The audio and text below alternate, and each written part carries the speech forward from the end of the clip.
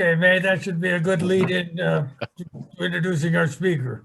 Yes, well, thank you. I'm very pleased to introduce somebody that I've known for most of my working life, actually, although he's a lot younger than I am, for sure. He's a native of Missoula, a graduate of Hellgate High School and University of Montana. Huge Grizz fan, but he also has connections to Wisconsin, so he's also a cheesehead. Yeah.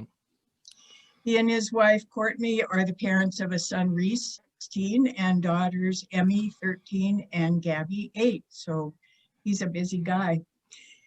His 21 years in real estate has been a family affair, working first with his mom, who's now retired, and then eventually with his wife and his sister. He's volunteered for all kinds of things, both in this profession and in the community. And for the last 9 years, and the reason that I wanted to have him come and talk to us is that he's chaired the group of community professionals that get together every year from all aspects of real estate and compile their insight and expertise into Missoula Housing Authority report, the housing report. So he can provide information as a working professional on the ground, but also has a lot of historical perspective. And he's a numbers guy, so he crunches it all down and puts it into just the facts. So I'm pleased to welcome Brint Wahlberg. All right. Well, thanks, May. I appreciate the introduction. It's good morning, everybody. My son has Special Olympics today, and it's a perfect day to be out doing some track and field events. So I'm looking forward to presenting this report. And then something May remembers, I've got a Missoula Organization Realtors Board of Directors meeting right after that. So I got to hop on yet another Zoom call. But I've got a little slideshow together, and I'm going to share a little bit of data information and just kind of talk about what's going on in the market. What I really like to do when I do just little chats like these is I mean, I can talk and go about housing market information and stats and things. But if you have questions, interrupt me. I enjoy having conversations more than just talking at you for a little while here as well too. So I'm gonna set this up to share my screen. Let's see. Let's get that up and share that. Okay, everyone can see that, correct? Okay, so here we go. All right, so yeah, like May said, so the Wahlberg team, that's me in the middle. That's on my left and the right of the picture, that's my wife, Courtney. She got licensed about 5 years ago. My sister, Chris, she's a Navy vet. She came back to Missoula and hopped around through a few jobs and then joined us in the business as well too. And I think my mom's name, Judy Wahlberg, is probably a very familiar name to many people because she began selling real estate in Missoula in 1978 and worked for Gillespie Realty for quite some time, opened a Remax franchise here. And then about in 2011, closed down the Remax and we all went to Windermere at that time.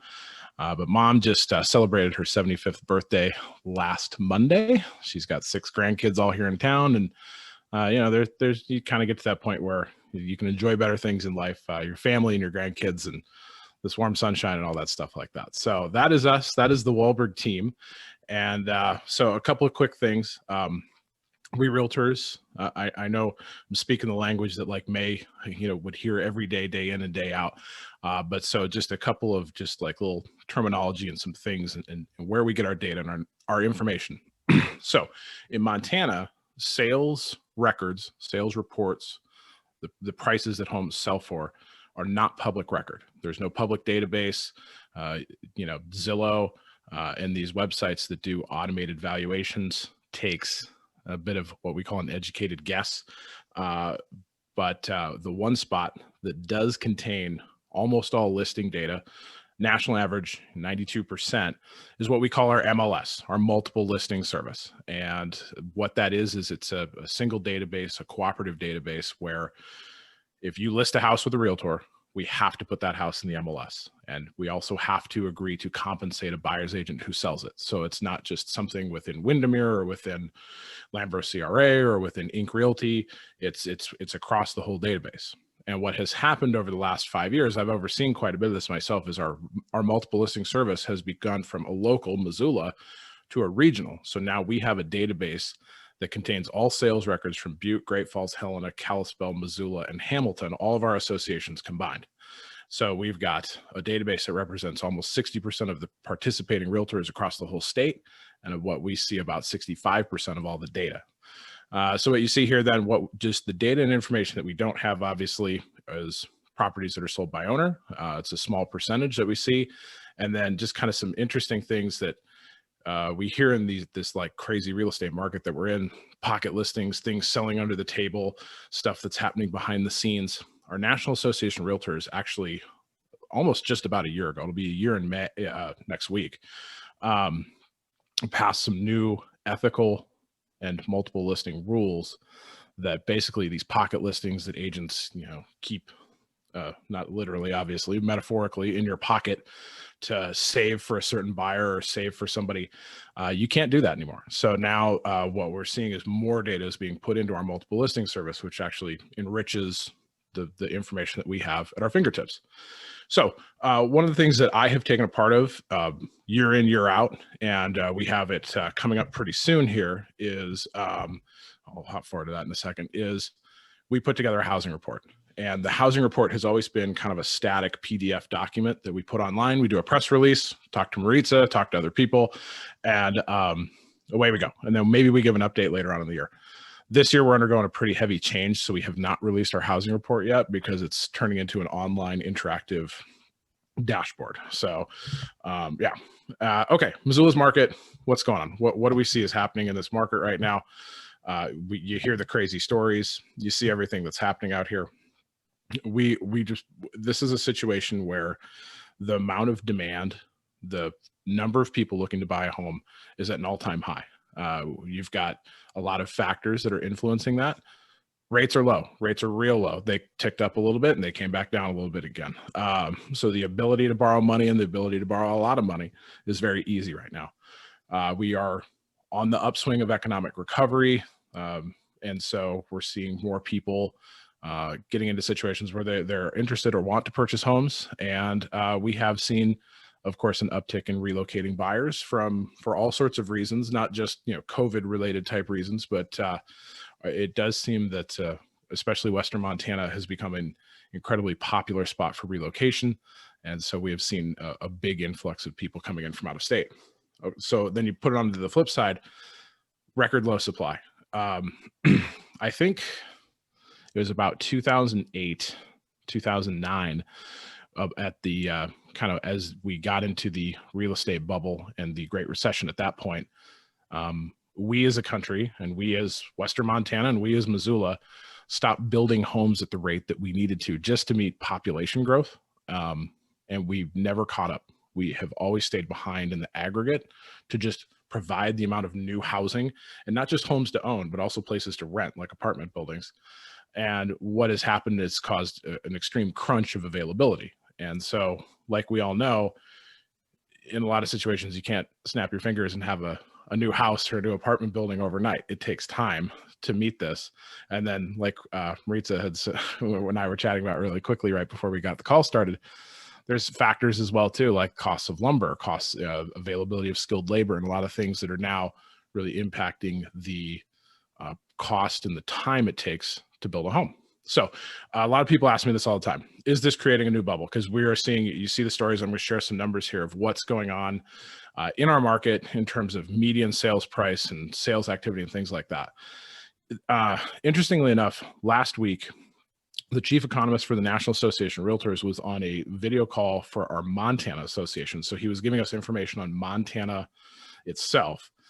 And his name is Lawrence Yoon. And Lawrence talked to us about a lot of things and some data that he had on Montana, basically showing that Montana is like one of the fourth or fifth strongest states in terms of recovery from unemployment related to the COVID shutdowns last year. And there's basically 3 states that are positive on job growth, and the next 2 that are almost a positive. Montana is one of those 2. But it's interesting, the question I get about the bubble. I don't have a crystal ball. It's funny because I mean, obviously, sometimes I wish I did, but I look back to our the housing report that I don't know if I was a part of it, but someone pointed out to me in the 2008 or maybe 2009 housing report that we released. We called the pending housing bubble, but a blip on the radar. So, you know, obviously sometimes taking those big guesses looking forward sometimes can be a little inaccurate. But what I would say is this: the housing bubble was built upon a lot of factors, but one of the big ones was you could effectively lie to get a mortgage, and there was no one checked you. I tell a quick story about how I bought my second house. My lender called me, and in a 3-minute phone call, I got approved to buy my next house with no verification of my income, no review that I was actually employed, basically my word. And that was it.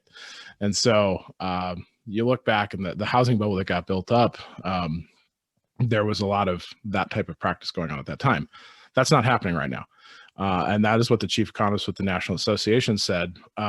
What he sees is that people that are getting mortgages, you have to provide tax returns. You have to provide verification of income. You know, people that are coming in with cash or have money, you know, money in hand. So it does seem like this rate of median sales price home value growth that we have is incredibly unsustainable. And so I'll show you a couple numbers here in a quick second that will, I think most would agree. But so are we headed to a bubble? It's tough to say. I do not think so. I could see a situation with some leveling off. I see some factors that could help with that. I think all of us that are homeowners have probably experienced incredible equity gains in the last even just year, if not couple of years.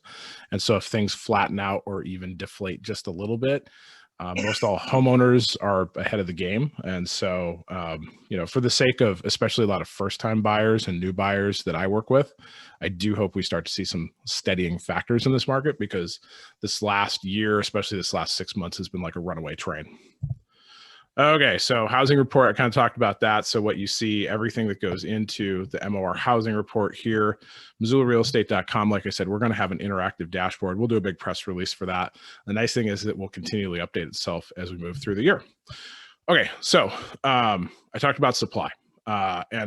So this, what we have tracked with the Missoula Organization Realtors is, and this kind of came about my first presidency term when worked on this with May, actually. And then our then board president, his name is Brian Flaherty, an appraiser here in town. And we stopped reporting what we call the days on market, and we moved to supply, absorption rates. And what absorption takes into account is the amount of active listings currently available in the market compared to the number that have sold in the last 30 days. And so an absorption rate generally means that if the last 30 days are an indicator of your market moving forward, this is how many months worth of available inventory you have on the market. What we generally like to see is somewhere between 3 months to 9 months of supply. And that's on this slide here, the red dotted line, normal supply. This chart, this historical chart goes all the way back to 2010. So you can see bubble has burst. We are in, and especially that spike at the end of 2010, that was when all the tax credits to incentivize home purchasing had sunset. And so the market needs to swim on its own. Through the years, things start getting tighter, and then you can look all the way over to the right, and you see, especially once you get beyond fourth quarter of 2019, our market permanently moves into a state of undersupply. And so what has happened at this point now, we have more buyers than we have listings to meet just a normal pace of market. And so what happens in this situation is bidding over ask, competitive bids, homes selling right away. And then so you start setting new benchmarks, and prices start getting higher and higher and higher at a much faster rate. So what we've also done is we break this down by price point. And so this is something I actually just put together last night, just so we have the most kind of up-to-date numbers. So what you can see here, it even gets more dire in a lot of these situations when you take this absorption rate number and you pull the whole thing apart and you say, okay, what's going on between $200,000 and $275,000?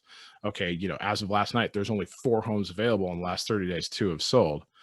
You get into other price points, you can see there's less than a half a month or a week's worth of supply in certain price points. Interestingly enough, when we first started doing this break apart in 2010, we capped this chart at 425 because it seemed like finding a home over 425, that was the luxury market. That was the crazy high point. You know, we don't even need to pull data beyond that. And now Missoula's median sales price is practically 420. So we've had to add in more price points to this as we've gone forward. The other thing so this does not take into account is listings that are under contract, where a seller's accepted a contract, but not yet closed. And so as of last night, we had about 250 that were under contract. And so it's interesting because you'll hear stories of people that come to the market and they say, okay, I'm looking up to 350. It's like, cool. I've got 13 listings. That's it. And I hate them all. So great. What we're seeing is there's not a lot of available homes, but we do have a lot of homes that are pending sale. People have placed under contract. And so what's really going on in this market is homes come up. A seller will intentionally not look at offers for, it can be 3 days, 5 days, a week. It can be the seller's prerogative. And then because what they will want to do is get as many showings as possible and then have as many offers in hand as possible as well too. So this type of activity that we see here shows this is what we call a seller's market. So, and the interesting thing, and so what we also have tracked is we look at the seasons. And so you look forward and you can see, so basically the blue is buyer's market or seller's market, apologies. Green is normal market and the red is buyer's market. And so the interesting thing, you can see this creep of a lack of supply. And if you took this back even further, even to 2019, what you'll notice is basically this is as our median price is moving and supply is dwindling, this lack of options tight market is expanding from not just like what we consider lower price points in Missoula, but almost to all price points. And even homes 750 and higher, which as much as a year to year and a half ago was a buyer's market, is now moving into that tight supply as well too. And then you can see our total market supply as right now, it's less than a month's worth. So in effect, everything that's listed right now should be absorbed, placed to contract within less than the next month, based upon the amount of activity that we're currently seeing. So this is, let's see, I got my next one. Yeah. So the lack of supply is one of the great big factors that is driving this impressive median sales price gain that we have seen in Missoula. Now, this is a slide that stops in 2020. And so it's going to get even more wide and somewhat depressing as you move into 2021. But what we see here, this is something that one of our MOR staff members put together, is this split that we are now seeing. And again, this started to happen in 2019, late 2019, where basically Missoula supply dropped under that 3-month point, moved into seller's market as a whole. And so the competitive nature of our market started heating up even more, causing this rapid median sales price growth. So yeah, the very fascinating visual there, just showing how these start pulling each other apart. And of course, this ends at the end of 2020, and now we're at May. So our supply is about the same where that blue line is, but that orange line, we'd have to add some new brackets in there and pull that apart even further. Some other interesting things that we also look at, and this is the fascinating thing about our MLS database that we have. We can pull all sorts of different kinds of reports and information, and tell me about what's going on in this market, and try to give me some information that we see as well too. So our multiple listing database allows us to see the original list of the final sales price of all homes in our market and put it basically on a percentage level. And so what this means is not only is it the situation of if a home is listed, what percentage price was its sales price to its original list, but it can also be original list if it was canceled with one listing agent or two listing agents and relisted with somebody else. So it keeps kind of a nice little link moving forward. So what do we see here? Well, at the low parts of the bubble years, homes on average were getting around 94% of their original list price. Here comes the recovery. 2013, 14, 15, 16, things get strong. But then 16 through 19, it starts to cool. And what we're seeing is that on average, buyers are able to negotiate a little bit more, do a little better regardless of price point. And then 2020 hits. And actually, interestingly, it's like 100.1%. So the median, I believe the median list price was $349.9 across all points in the market, and the median sales price was $350. And of course, you see right there in the text on the top, 2021 so far, it's even higher. It'd be again off the top of this chart, 101.4. And so what this tells me here, and what this shows to us, is that the amount of people paying over ask is at an all-time high that we've seen in our market. And again, lack of supply is causing this. And so, so this, why are prices going up so much? Is it Missoula has this fantastic, amazing economy? Where's this money coming from? It's a mix of a lot of factors, but one of the great big things that's really driving us right now is what you see right here. This gives evidence to what's going on, and the supply factor, basically that you've got to go as high as you can. And you see at this point, basically paying full price now in this market is basically is low. It's coming in low on a house. And so this is some of the things that we're seeing in this market. Couple little slides that you will see once we release our housing report. We break things apart by neighborhood as well too. And so you see here volume by neighborhood. So the top area, and I am going to venture in the years to come, our Mullen Expressway, or soon to be renamed, right? Setupkin and Expressway area is kind of the big dog. It's where most all the sales happen. And of course, if you think about it, it's the direction our city's expanding. So you've got city services out here. We've got subdivisions coming up out here. So naturally, yes, you're going to see the growth come this way. Central Missoula, it's interesting. It's the Franklin to the Fort neighborhood generally, but it's the Clark Fork north to 39th, and then bracketed between Russell and Reserve. So, Good Food Store, Franklin School, Southgate Mall, that kind of corridor right there. And then Lewis and Clark and Fairviews. And then what we also see is Miller Creek is also, and South Hills are kind of some bigger volume areas. Interestingly, you flip it forward, median sales price, what you see is some of the spots with the lowest median sales price: Central Missoula, South Hills, Mullen Expressway. You go back and it's some of the top volume. People are trying to buy where they can find affordable homes. And so these are some of the more affordable spots. And so naturally, we see a lot more activity in those areas. The two neighborhoods with the highest median sales price: Rattlesnake, $500,000, and Grant Creek, $499,900. After that is Miller Creek, which at year's end, I think, was $450,000. So area a little bit behind that at $440,000, I think it was. So those are some of the top median sales price neighborhoods. And obviously this is at year's end. So that's going to be in the housing report. So I would venture, just take all these and slide them up higher. Okay, year to date so far, as of last night. So in Missoula, 348 residential sales. That is actually a decrease.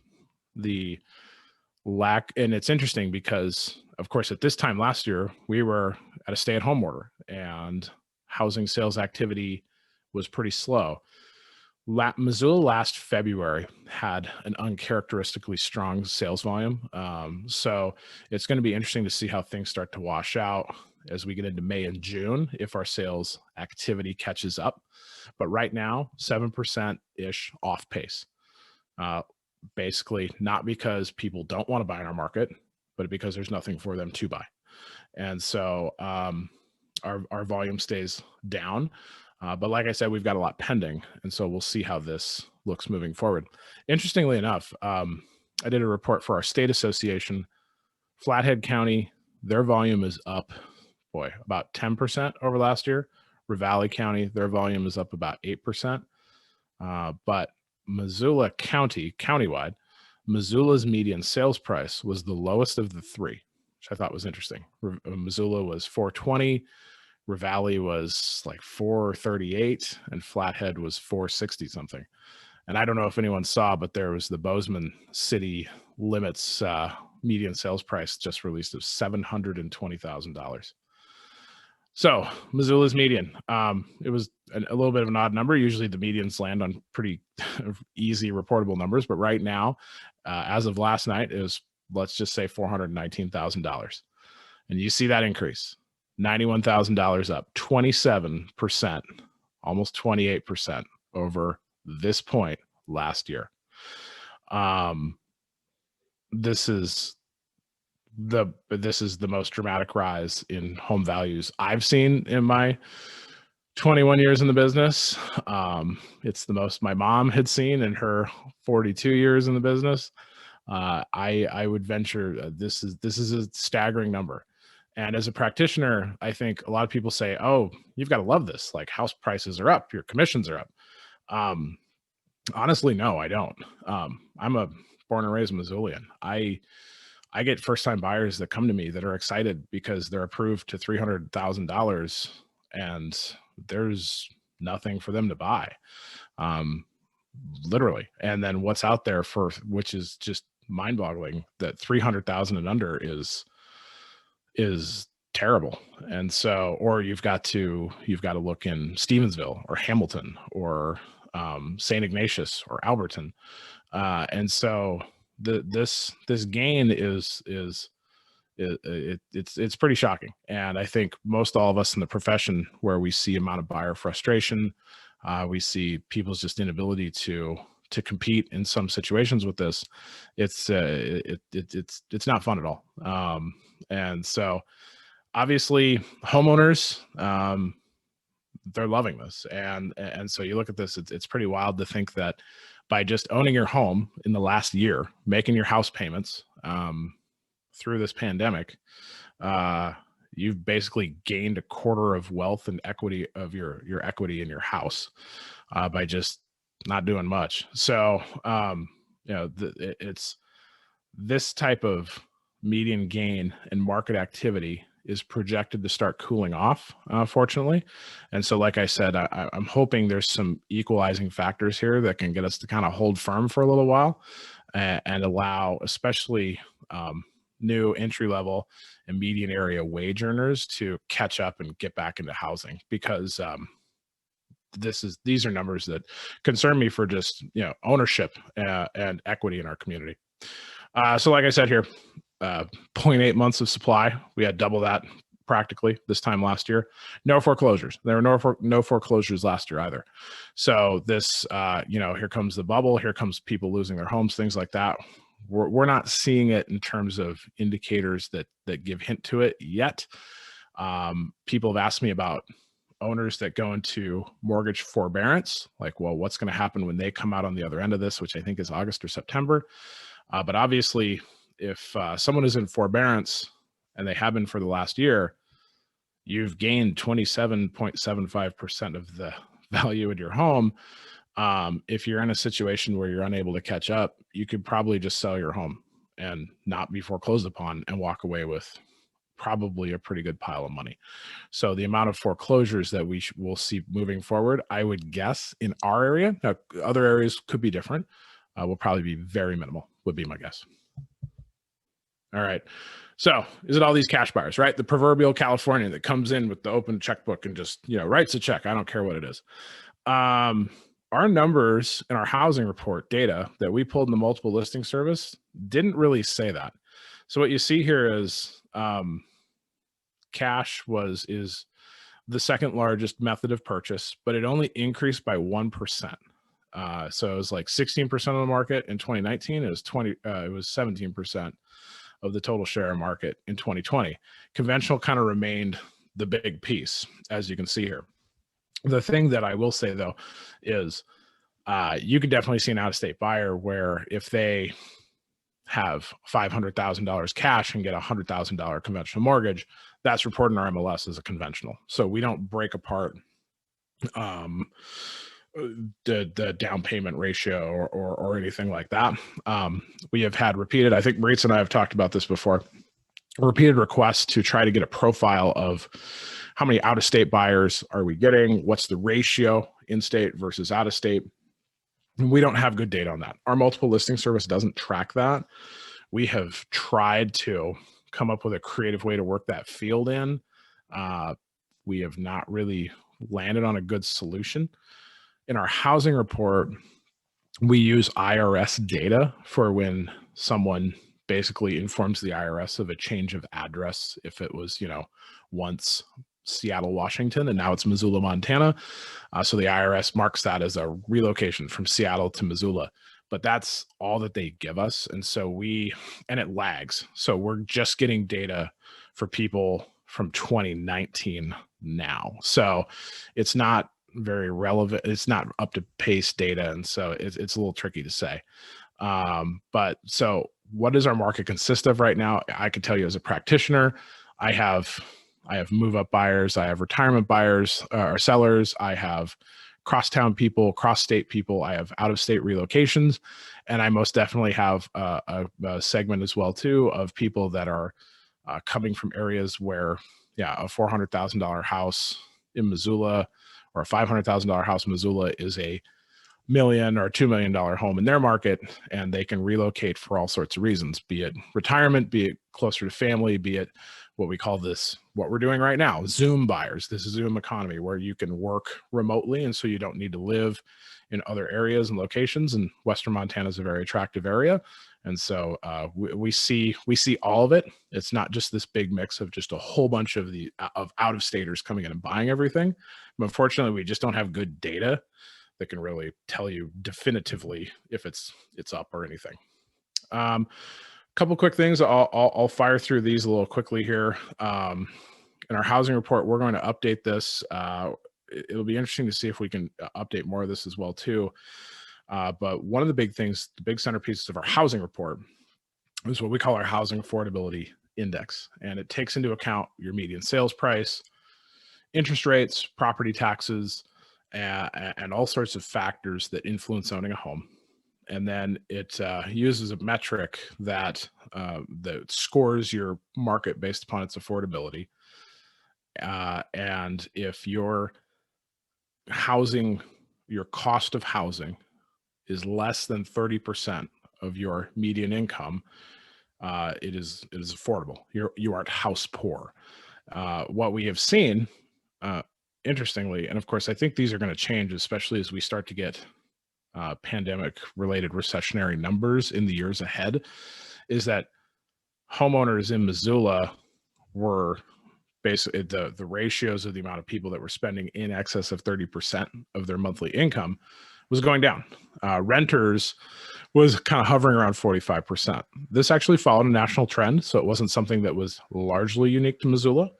And so what we saw here as well was incomes in Missoula were a little higher than most homeowner incomes incomes in Montana, and a little bit lower than in the United States. But what you notice is the center column there is homeowner income. So in Missoula, median homeowner income that was last reported, again, this data lags, so 2018, was kind of the mid 70,000s. Where you hop over to the far right, the median renter income was mid to low 30,000s. Someone asked us in a housing report a few years ago, well, this probably includes students at the UM. And Brandon Bridge, our economist who gives us our economic data, said only the students that have claimed residency, because those that don't aren't filing taxes in the state. And so it actually doesn't include a whole lot of students that you might think. But it's fascinating. So you look at Missoula city limits, 48% of our population owns, 52% rents. And then you drill down and you look at this, of that 48% that owns, you have a median income in the mid 70s. And of that 52% that rents, a median income in that mid 30s. And so you look at this growing division between half our town in terms of at least income and then equity and housing and individual wealth and in assets. And it's, again, just kind of a concerning factor as you look at this, as you go forward. Now, this next one, boom, whole bunch of numbers, all sorts of crazy stuff. I'm going to highlight two quick things here for you. This is what our housing affordability index looks like. And what it does is you take all these factors that are in the top and on the right-hand side, your median price, a down payment scenario, interest rates, boom, boom, boom, all the costs of basically that go into a house payment, and then median family incomes, and assigns you the score. And if your score lands on 100 or better, the market is considered to either be perfectly affordable or, you know, even more affordable. If it goes under 100 based upon your household size, it's basically just that sign that you have affordability challenges in your market. So what we see was that, no surprise to anybody, in 2019, that we had no price points, at the 315 median, with either on the column on the right, a 5% down payment, or the ones on the right, left 5%, right 20% down. No point where you hit, just a good affordability. And so what this showed was that the median incomes based upon household size of 1, 2, 3, or 4 at a purchase price of 315 in 2019, or at the start of 2020, we had no affordable price points there. And at the very bottom there, what it shows is the income needed to basically not be house poor, to spend less than 30% of your monthly income on your housing costs. And so what you see is a buyer with 5% down needed $98,000, and a buyer with 20% down needed just about $77,000. We've been looking at this data, and it's, for this next one, they're going to stay pretty flat. I've seen this. I'll give you the teaser, because interest rates, reported at the end of 2019 were 3.7, and at the end of 2020 were like 2.7. So interest rates lowering out, income showed a bump because it reflected the previous year. Even with a stepped up larger median sales price, these indicators don't really move that much.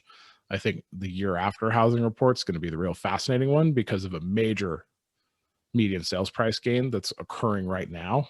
And then, of course, impacted incomes coming off the recession. All right. So what do we look for moving ahead? Like I said, the National Association is projecting that this peak sellers market is in the tailwinds, fortunately. They expect to see a very strong second and third quarter this year. Late third quarter to fourth quarter kind of cooling off in terms of supply and demand. They see, and then 2022, a little bit more kind of a flat type of year. Still good sales activity, but not as much for tremendous median sales price and home value increases nationally. So the thing that's going to be interesting, especially here in Missoula, is this influence of new construction. I've talked about this before a lot in a lot of situations, but so I live in 44 Ranch, which is a little ways down Mullen Road. You turn on George Elmer. We're this little neighborhood that stepped off, back off the road. It's every field around me. There are literally trucks right now pushing dirt around, putting in sewer, putting in roads, putting in sidewalks. Our whole area out here is about to see a lot of construction growth. And what that will do, what the hope is that the influence, the impact of new homes, a lot of available new homes in this market, is going to provide a little bit of a balance, a little bit of a check to the resale prices. I use this example quite a bit. If you're going to buy a new car, and there are literally no new cars, you're going to probably pay higher book value for that 2019 or 2018 model just because it's your only choice. But suddenly, if all the 2021 models of the vehicle that you want are back out there and are a lower price than that 2018 model, all of a sudden, in most all cases, you're probably going to buy the newer version. And so with hopefully on the horizon here, an influx of a lot of new options, which are probably going to be in that 400, 500, 600 range, it's going to provide that trade-off where a buyer can say, I don't know if I want to pay $500,000 for this 1960s rancher in the middle of town because I can get a brand new home 5 minutes or 10 minutes to the west. Now, some people in a lot of situations might still make that decision, but a lot of others might come out this way or south as well too, at the Miller Creek building that's going on in Linda Vista type areas, and provide those options, those trade-offs. And so buyers it'll allow the market to kind of balance a little bit. We've seen all the news, construction prices are pretty high. So there'll be some things that we're just going to have to watch and pay attention to as we get into that. But I think the amount of new construction coming into the market, the end of this year, the beginning of next year, will be a influencing factor in kind of slowing some of the median price gain, especially on older homes and areas where people will weigh the trade-off. Now, certain spots, you name it, University District, Rattlesnake, things like that, where you can't go buy a new home down the street or a few minutes away. Those areas will presumably just remain strong, because if you want to live in the U District, it's your only choice. So you've got to pay that top dollar to be there. And then also the other thing as well too that the National Association sees here is that interest rates are poised to rise throughout the rest of this year and into next year. Inflation has ticked up above 2%, and so usually that is curbed by rising interest rates. And so as interest rates climb up, buyer borrowing power goes down a little bit. And so sometimes this will put a harder cap on people's ability to borrow and pay top dollar. And so then it could wash out some of this kind of crazy upbidding that we see, just because buyers will hit a cap. So these are kind of some of the factors that we're going to see looking forward. And I do believe that is what I've got for everybody. So yeah, now you're all market experts. I shared all my tips and my tricks and my insider things. And so when you get into a conversation with someone about all the craziness of the market, you're all experts just like me now. So real happy to be here today. And like I said, if anyone has any questions or anything to discuss, happy to chat. That's what I got for you. Gary Hughes. Brent, thanks for all your information. Would you touch just a bit on rental prices in Missoula? If you can't buy a house, it looks like almost 60% of the people can't. Would you talk about rental prices a little bit if you can? You bet, Gary. Yeah, good to see you. So yeah, rental prices, I've seen this in our housing report that we compile those as well too. Rental prices are up dramatically as well too. And it was interesting because all of us around town noticed all those apartment buildings that sprung up like 3, 4, 5 years ago. And it was like, wow, do we really need all this? And it was, honestly, we did. And they're all full now. So what we are seeing is, in a lot of situations, vacancy rates under 2%, and rental, prices ranging from $500 to $600 per bedroom in a lot of situations. And so, yeah, the rental market is just about as tight as the home buying market. And it's just kind of another concerning thing in our market right now. Last week, I toured 2 finalists for a job at the university, and they were coming from the Midwest, both of them, and they were concerned about not only housing prices, but the fact that they couldn't find anywhere to even rent. And so you look at incoming workforce that, is the lifeblood of the growth of, your economy in your local city. And the fact that it's, it's hard to even just find somewhere to live, even if it's just to rent. It's another just kind of big concerning thing. Thank you. Jim Harmon. Oh, I missed that. Brent, I wonder if you'll answer the elephant in the room question here. A lot of talk about lack of supply. Yeah. But why? Where are the capitalists? Why aren't we keeping up? Yeah, that's so. I think it's been an interesting balance because I'm moving from data to opinion here.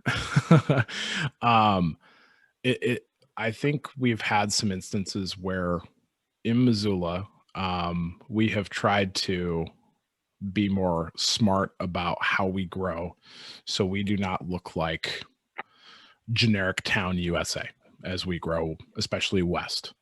And so the ability and the pace of development has been slower than maybe it needed to be. I will say the groups that are doing the subdivisions I see out here in the west end of town are out of state development companies. So there is money there. I think it's slow. It takes some time. And the other big thing too is what you need to grow is you need city services. And so you need sewer, and you need city sewer, and you need city water. And so Mullen Road and Expressway has that. Target Range Orchard Homes doesn't really. You get on the other side of the river going south between Lolo and Missoula, they don't have that either. So it's tougher to just, hey, get a couple hundred homes going over here. You just can't do that in those directions just because you don't have the services to handle that. And then there's that constant debate, like I said, is do we want to become a characterless, nameless, faceless type of town? And so balancing this kind of keeping the character and the life that is this funky little mountain town that we are, but also trying to grow as well too. So it's been a tough balance. The last thing I'll say on that too is my area out here on the west end, I think everyone has kind of seen the build grant that our city leaders were able to get through the federal government 2 years ago, is one of the big things that's helping things also go a little easier out here, because what that's allowing the city to do is put a lot of infrastructure in this area out here with the grant money, rather than charge it to developers. Because if it gets charged to developers, it gets put into the price of the lot, which gets put into the price of the home, which is paid for by the buyer. So it's just slow moving process, and it's something that doesn't happen overnight or even over the course of 6 months. It feels like we're headed in a better direction, but again, it's something we're going to have to manage, or else this west end of town is going to just look like sprawl. I'll jump in there too, because I know Patrick Barkey with the Bureau of Business and Economic Research said that, really they saw a drop in building before the recession, and it never caught up after that. So they've been under building for a long time. And then when COVID hit, it just exacerbated this huge problem. May? Yeah, I just got a question. On the competitive market, what type of questions should I ask a real estate agent if I'm looking to buy a house? Because I'm on Instagram and Twitter and Facebook, and there seems like there are hundreds and hundreds of agents that advertise on, they're putting their name out there. So what's a good question? What type of things should I ask a real estate agent that I want to help find a house for me? Yeah, right. So honestly, you need to talk to that agent about how what they do in terms of basically preparing and writing an offer that is going to make your offer stand out amongst 5, 10, 15, or 20 other offers. Our realtor population is growing rapidly. We are almost at 800 realtors in Missoula. We are almost at, I think, 4,000 within our region, the Western region, our MLS. So it's very easy to find a realtor. It's very easy to find a realtor that will write an offer for you on a house. It is very hard to get that house under contract. So what I give this advice quite a bit to people is you need to talk to that agent about what they do in the offers that they write that will make your offer stand out. And you hear the stories of like love letters and things like that. Like, hey, this is me. I'm a great person. I'm a born and raised local, and we're going to continue to take great care of your house. Those type of things help, but there are other ways within your offer that you can structure to make it stand out as well too.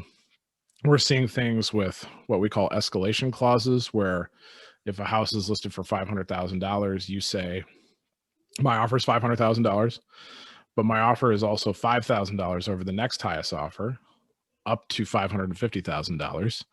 And so then you're effectively outbidding everybody by $5,000 between 500 and 550, things like that. So just that, basically that kind of strategic point to make your offer the best offer. May?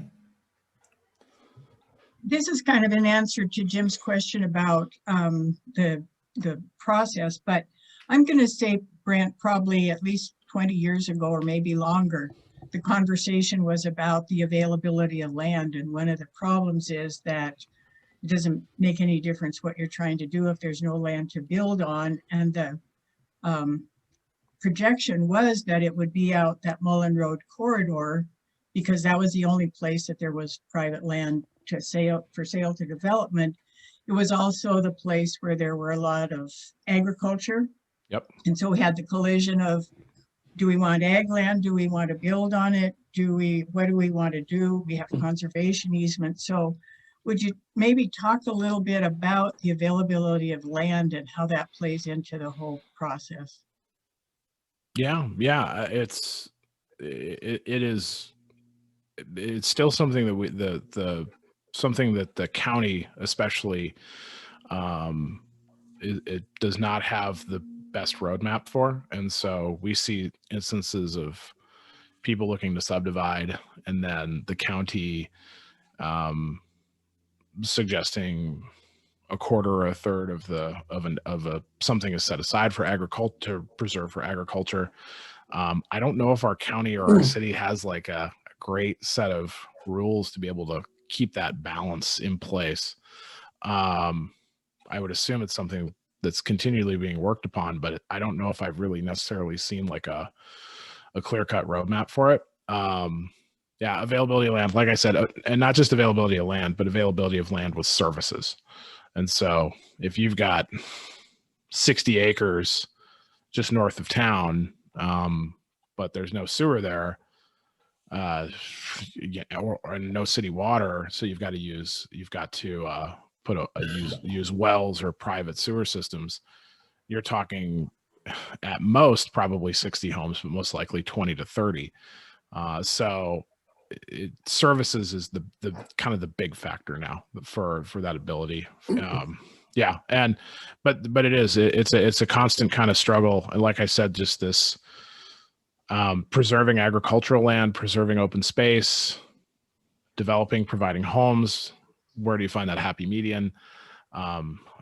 It's an answer I don't necessarily know if I've got, but it's definitely a struggle that's continually ongoing. It's a battle in growth and subdivision and preservation of open spaces that I've seen in my entire career. Lee? Can you give a little perspective on the square footage or the size of new homes, and also maybe the size of resale of older homes? And I've heard that sizes of homes are dropping. Can you speak to that here in the local level? Yeah. So without having statistical knowledge of it off the top of my head, I would say you are correct. I look at the dollar per square foot of new builds, and it's mid 200s, upper 200s, 300s, and on up dollar per square foot. And so we are seeing, especially a lot of newer homes are, single level. You don't put the basement in, or the 2-story where they're 1,400 square feet total, but they're still over $400,000. So you definitely will tend to get more square footage in resale homes, older homes, things like that. So your dollar per square foot usually on a resale purchase is lower as compared to on a new build. So yeah, and I would definitely say the trend does seem to be going, and we're not talking tiny homes, not like 400, 500 square foot houses, but I'm seeing a lot of things where, I mean, I would assume all of you, as you're out and about and around town, you're noticing like townhome style places that are popping up that are 1,200, 1,300 square feet. They're 2-bed. They might be 3-bed if they're 1,500 square feet or so, and they're pretty darn pricey. They're $450, they're $500, they're higher. So, yeah, you're definitely seeing smaller new builds. And it's interesting because in terms of the profile of a buyer that's looking for it, it's all across the board. A lot of the new buyers I work with, if they want new build or not, they want smaller homes because they want something that's more manageable. It's fascinating. The National Association of Realtors, their profiles of home buyers and sellers, millennial buyers, their number one need for a house is a yard for their dog. It's not school district. It's not, it's not one level living. It's a yard for the dog. So, and I can think of 3 people I'm working with right now where the yard space is the first thing we talk about for the dogs. So instead of how the house looks on the inside or things like that. So I'm seeing smaller becoming a little bit more of the trend, but also on the new build side right now, smaller is the only way to keep things affordable, especially with the cost of lumber and the lack of, and just things that are going up. It's, if you want a 3,800 square foot, 5-bed, 3-bath, double car garage in Miller Creek, you're probably starting at $700,000, and that might not be the nicest house in terms of finish grade.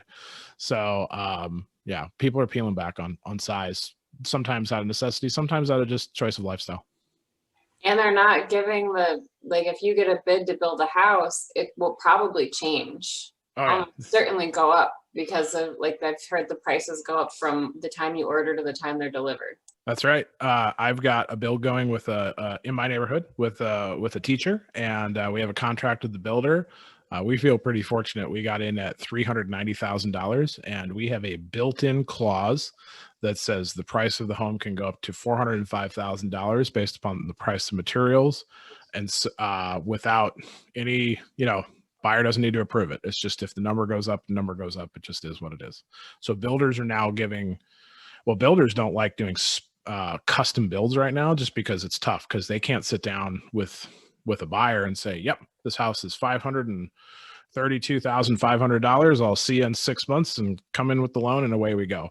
It's 532, but it could be 550. It could be 560. We need to build in some mitigating costs here. So what builders like doing now is what we call spec builds, speculative builds, because this market's so hot. You just finish the house and put the sign in the yard. Okay, it's 550.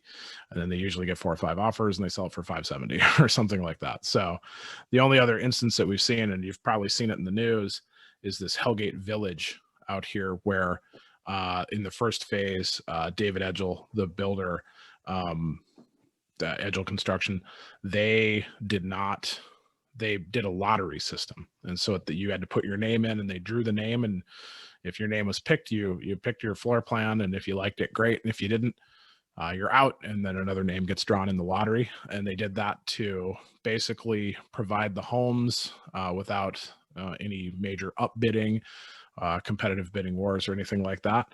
And so I think, gosh, I feel like they had like 70 people put in for 19 homes. But then when it kind of came down to it, a draw on it, they had, of the 17 people drew and selected a house, and then they had 2 others that they just put out on the open market and sold. So I don't know if they're going to keep doing that, but that was how that first phase went. It was a pretty new concept. Wolf?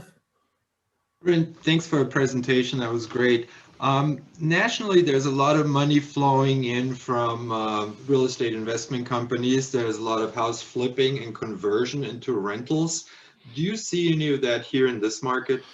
Yeah, that's a good question, Wolf, because I feel like, didn't the Missoulian just do an article on this like last week or something? It's interesting. I don't see major money coming in. Now, I'll say this. 90 to 95% of the business I do is home sales to mostly owner occupant houses. And so I am not a big commercial guy. Our commercial market tends to be a little more secretive. So you don't see as much information made available on what you see out there. So I think, I mean, definitely there is out-of-state money coming in. I don't think they're doing fixing and flipping of individual houses, or I'm just going to buy this 5-bedroom house and rent it out for $4,000 a month. I think more of what I have seen or heard in the hallways of my office is especially people doing these 1031 tax deferred exchanges, moving money from a like kind investment property into another without having to pay capital gains taxes on duplexes, fourplexes, multiplexes, things like that. And so in my office, my sister had listed a fourplex, and it was overpriced. We priced it for like potential of you could maybe build something else on the lot. And we got offers right away from people with 1031 money. And one of them was practically full price. And it was basically like, look, I'll just buy this because if I don't spend this money now, I'm going to have to give a big portion of it to Uncle Sam. And so there seems to be less scrutiny or concern in that type of market. So I see it there. I don't see it so much in investors coming into neighborhoods and buying up a handful of houses to either just turn them into overpriced rentals or turn them into fix and flip type properties. I'm not seeing that too much in our market. I'm seeing it more on the multifamily side. Thank you. Yep. Brenda, What is the reason for the shortage in lumber? And I'm a friend of Sylvia Edgell, and she said trusses are like impossible to get. So at this point last year, not just lumber, but a lot of home construction related industries projected things were going to slow down. And so they took their foot off the gas. Suddenly you hit in the midsummer to early fall, and it was like, oh no, we are way behind. And so trying to catch up has been tough. I read something that in February of 2021, the United States produced the most amount of linear board feet it's ever produced in 1 month, and it still didn't even meet the amount of demand there was. And and it's not just lumber. You see it with copper. Well drillers are seeing it with the perforated piping that they put in wells.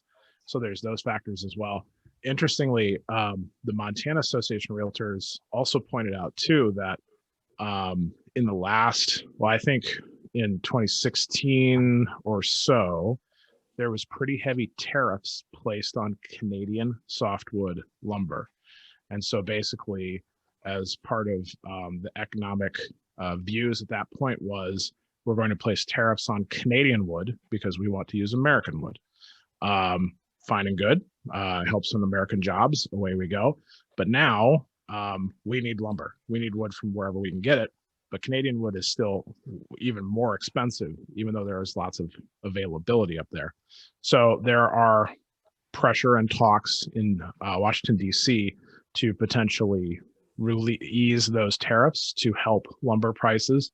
And of course, then it's, that's that political balancing game, a balancing act though, of now we're, basically going to be bringing in imports of wood.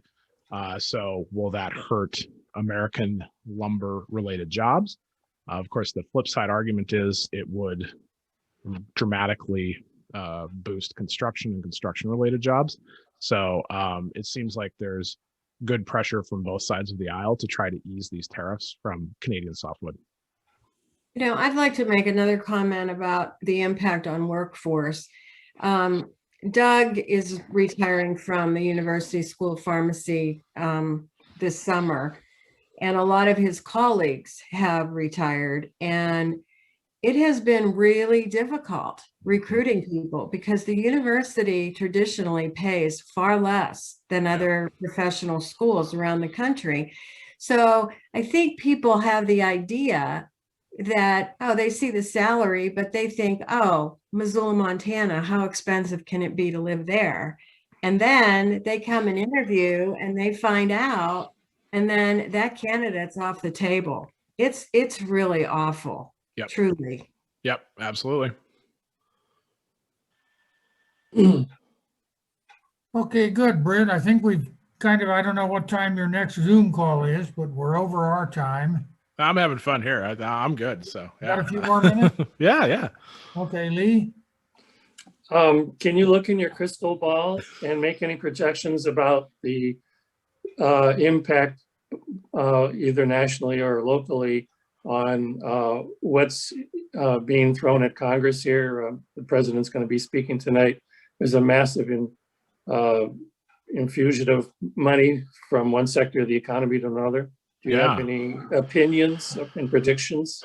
Boy, I think it's interesting because I can think back to when we had, what was it called, the American Rescue Plan? After, no, that is that the recent one? 2008, 2009, when we had a big injection of federal spending to get the Right. economy back on track. And we definitely saw, but of course, that point it was different, right? Because it was like economy was heading downward, incomes were heading downward. It was kind of a depressed type of situation economically, fiscally, financially. And so what we saw was that at that point, we had an artificial prop in our real estate market for 18 months to then get it to stand on its own after that.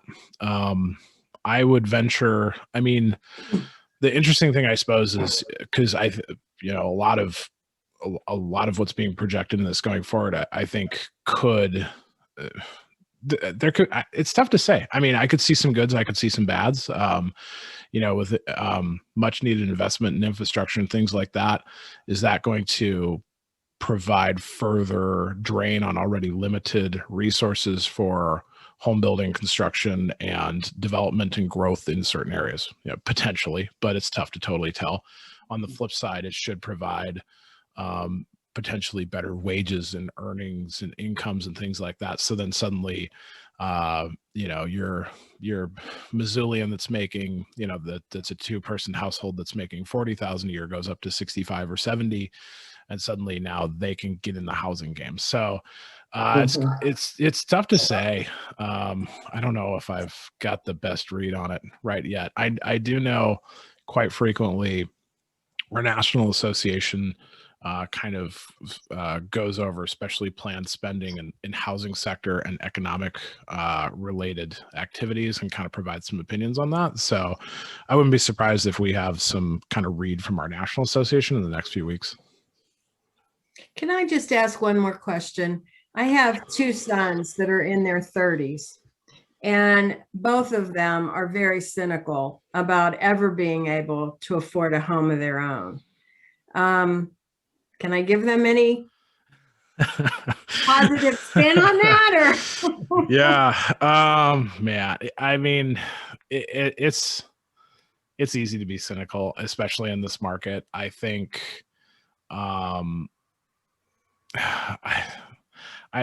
right now, Brenda, it's tough because we're in the middle of we're kind of in the thick of it right now. right. What I can say is this market always changes. I'm 21 years in. My mom had been through the 80s, and of course you hear about 16% interest rates and things like that, and so so we've seen savings and loan scandal, and then the dot-com burst, and then the real estate bubble, and the Great Recession thereafter. And so the real estate market is kind of an ever-changing market, but there are some things. It definitely seems like mom and dad bought their house on 416 Connell for $72,000 in 1978, 79. University housing is never going to get below $100,000 again. So there's kind of some things. It's a slow and steady gain. So when I talk to people myself that are very cynical about the market, is build a game plan to at least try to get your foot in the door. And sometimes foot in the door means buying a home in Lolo instead of Missoula or something like that, or Stevensville, and then working your way in. Get a townhome or get a condo or something like that. Maybe you wanted the big backyard and the attached double car garage, but try to find something that can fit, that you can build upon and start making gains with the rest of the market. And approach it as a little bit more of kind of a longer term plan than a right now type of plan.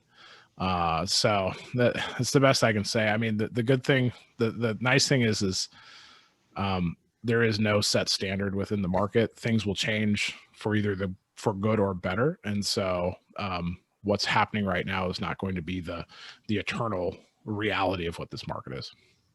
Thanks. Yeah. Well, This is kind of an odd duck question, Brent, but you threw out the number of realtors in the region. Yeah. And I look at the lack of supply and I go, is there a mismatch between how many people are trying to sell a house versus how many people are actually successful? And if so, do you see a shakeout in the profession? I do. Yeah. So the average time that someone is a realtor in the profession is now less than 2 years. Okay. The average number of homes sold annually by a realtor in our profession is 2. So it's that 80-20 rule. You've got 20% doing 80% of the business. Real estate isn't there. It is a low barrier of entry. You have to take a 60-hour course, pass a test, have about $1,500 and someone that will manage you, and away you go. So, and you see the numbers that are out there. The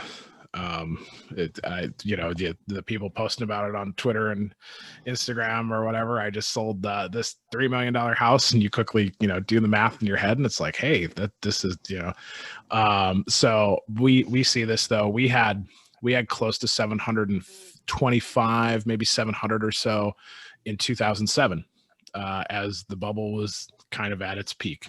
And then it dropped down to, I don't know, what do you think, May? We got around down to 500 or so.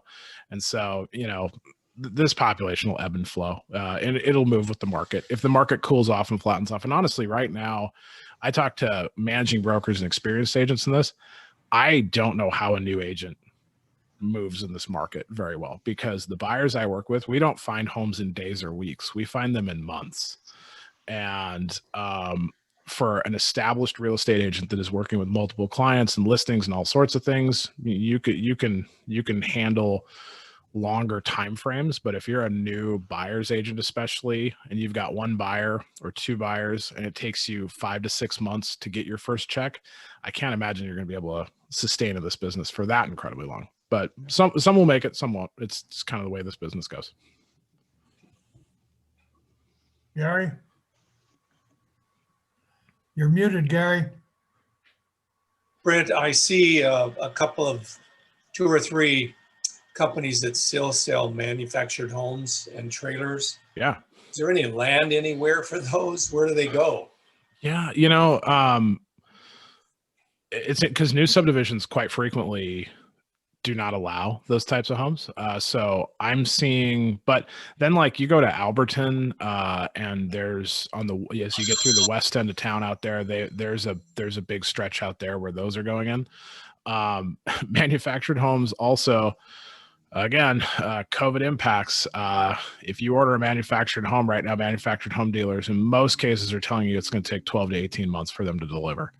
So I had some folks try to do that, and they gave up and wound up building a what we call a barn dominium. It looks like a barn, but it's got a little condo, like a little living space on the top, because it just could get done quicker. But yeah, so in those situations, we're seeing that we're seeing a little bit of that going on in the west, kind of out by the Y, by the Armory building out in that neighborhood out there. Some people are doing that. It's just availability. There again, like a lot of things, there aren't a whole bunch that are sitting, waiting, and ready. But it does feel like to me, if there could be an influx of new manufactured housing, banks treat those just like a stick-built home if they are detitled, placed on permanent foundation and tied to the land.